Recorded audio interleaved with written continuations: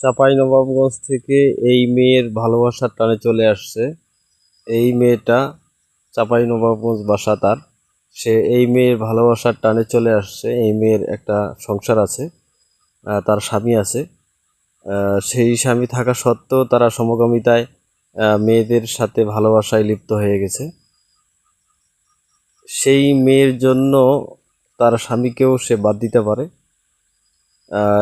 এবং সে মেয়ের সাথে 3 রাত নাকি তারা থাকছে। জানি না কি অবস্থা, আল্লাহ ভালো জানে। কিন্তু এই মেয়ে তার স্বামীকেও ছাড়তে দ্বিধাবোধ করতেছে না। ওই মেয়ে ছাড়া সে বাঁচবে না, এমন একটা পরিস্থিতি। মানে এক মেয়ে আরেক মেয়ের ভালোবাসা, সমকামিতা যাকে বলা হয়। এই যে মেয়েটা, সে চাঁপাইনবাবগঞ্জ থেকে এই মেয়ের বাসায় চলে আসছে। আসলে কথা হচ্ছে যে ভালোবাসা ভালোবাসা কিন্তু মেয়ে মেয়ে ভালোবাসা, এটা আসলে বাংলাদেশে নিত্য নতুন একটা ঘটনা ঘটে যাচ্ছে, যাকে বলা হয় সমকামিতা।